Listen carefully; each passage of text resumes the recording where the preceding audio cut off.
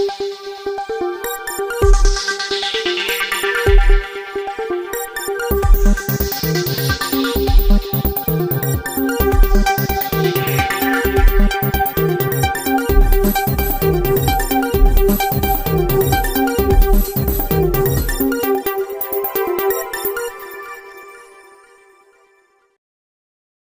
पैदल मार्च निकालकर बांग्लादेश में हिंदुओं की सुरक्षा की मांग की।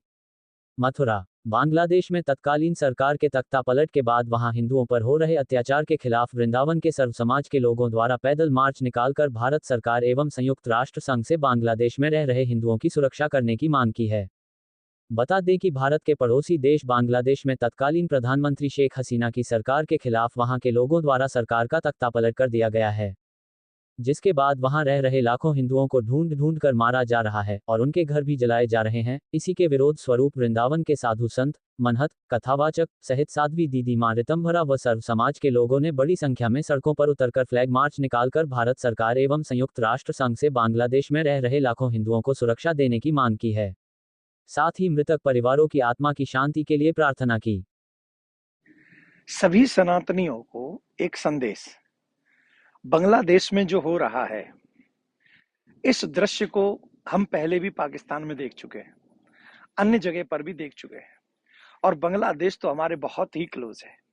बांग्लादेश में सत्ता भी मुस्लिम के हाथ में है और विरोध भी मुस्लिम ही कर रहे हैं, लेकिन विरोध करने वाला और सत्ता पे काबिज जो है, इन दोनों के बीच में जो पिस रहा है वो है हिंदू, वो है सनातनी।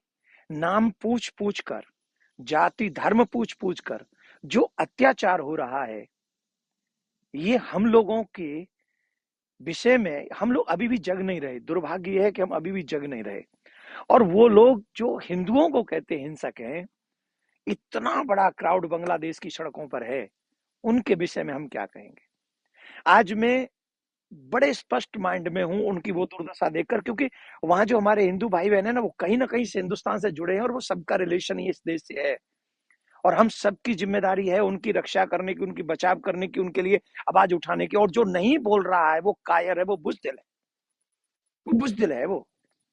मैं एक और निवेदन करूंगा भारत के सभी राजनेताओं से, चाहे वो किसी पार्टी का है, किसी भी पार्टी का है, मैं हाथ जोड़ के आपसे प्रार्थना कर रहा हूं, आज आप जागिए, उठिए, समझिए और अपने देश को, अपने समाज को सुरक्षित कीजिए। अगर आज आपने इस भारत को सुरक्षित करने की कोई तैयारी नहीं करी, इन चीजों से अगर हमने सबक नहीं सीखा, चाहे राहुल गांधी जी हो, अखिलेश जी हो, मायावती जी हो, ममता बनर्जी हो, मोदी जी हो, कोई क्यों न हो, इतिहास आपको कभी क्षमा नहीं करेगा। आज याद कीजिए, आज आने वाली स्थिति में इस भारत को भी सुरक्षित कीजिए और आने वाली पीढ़ी को सुरक्षित कीजिए, जिससे जो हालात पाकिस्तान में बनते हैं, जो हालात बांग्लादेश में आज बने हुए हैं, वो हालात मेरे देश को कभी न देखने पड़े। एज ए धर्मगुरु मैं आपसे हाथ जोड़कर यही भिक्षा मांगता हूं और सनातनियों से मैं कहूंगा, आग अब घर तक पहुंच चुकी है, अब तो जाग जाओ, अब तो कम से कम कुछ आवाज उठाओ, अब तो कम से कम अपने देश के बारे में कुछ चिंतन करो, अपने परिवार के बारे में चिंता करो और आने वाली पीढ़ी के बारे में चिंता करो। और जो टीवी चैनल पर बोलते हैं ना, उनसे पूछिए क्या हो रहा है, अब बोलिए इस पे। यही डर है हम सबको, इसलिए हम बार बार टीवी चैनल पर आकर बोलते हैं। जय हिंद, जय भारत।